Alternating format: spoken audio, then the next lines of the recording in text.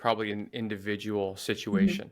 Like if Mhm. somebody wants to spend every single waking minute with their family and their friends, etc., but then they have these goals, then they're going to have to sacrifice this big part.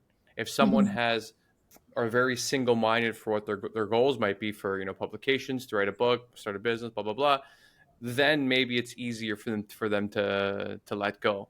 And so, how do you or have you seen people manage this idea of sacrifice that has to come with achieving?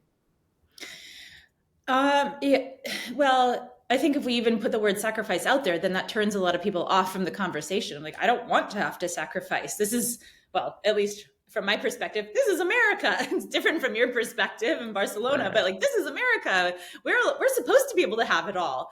Or if you could take a different level of identity and like, as women, we're supposed to have it all. That's a phrase that we're supposed to be using and entertaining and thinking about ourselves. That's annoying in and of itself. That having it all, we can talk about that too. Sure. But when you start telling people like, no, you have to sacrifice, well, sacrifice already, like the term is defined by like giving up something that you want. So no, that's not going to be appealing to anybody. So how can we change the language around it? Because at the end of the day, like that is what needs to happen. Like time is a finite resource, and and efficiencies are a thing, but they're only a thing to a certain degree. So the Hmm. idea of sacrifice, while a word that maybe people don't like to entertain, is still a concept that we need to figure out how to navigate. So a lot of motivation researchers will talk about, okay, we have to think strategically about the ends and the means. The end, where do we want to go? The means, how are we going to get there? And if we can find means that are multifaceted, like this this way, this path actually can help me make progress on more than one of those ends, one or more of those goals that I'm hoping to achieve, like that's a huge win. Double down on that path and on that investment, and maybe that warrants more than its fair share because it's actually doing double or triple duty. And you may not just it may not just come to you that this mean is multi-final, that it can lead us to multiple final ends, and it might take some work to try to design a path or a way that we're spending our time or a resource that we're dedicating to try to do that. But that's a good investment in time. Right. I want to go back for a second to talk about sacrifice because I love the idea because I do believe strongly that words matter. And Mhm. I think sometimes, unfortunately, we change language to kind of disassociate ourselves from reality.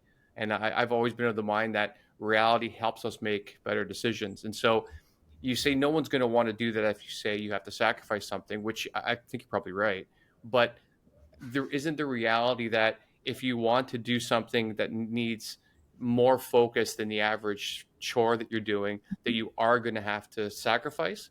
So if that is the truth, how do you think the wording helps deal with the reality of needing to do that?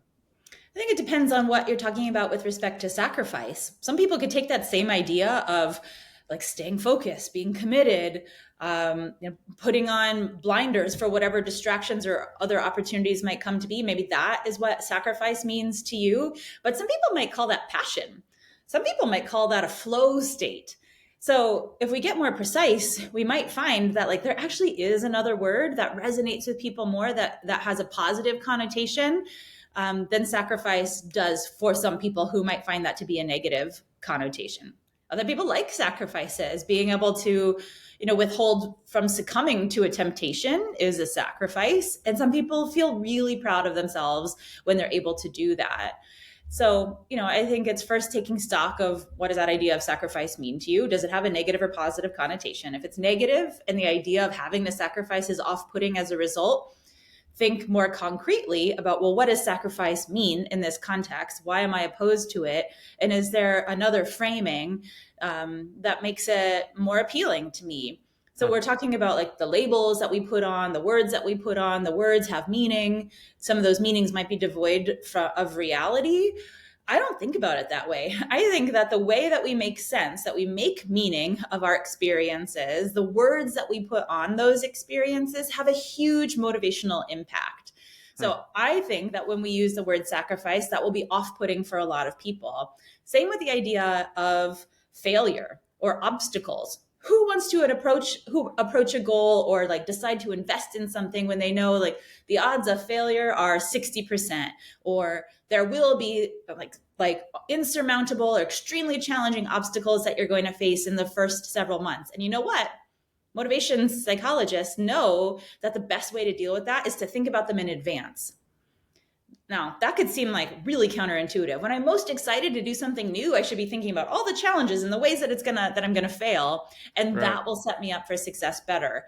I don't want to think about failure when I'm really excited about something. I just want to ride that wave of positivity, and that's going to take me farther than thinking about how hard it's going to be or what's going to get in my way, the 6 different ways that I might fail. But that's because those words are negative to people. Failure, obstacles. For most people, that's off putting, and that's why they don't want to entertain those thoughts.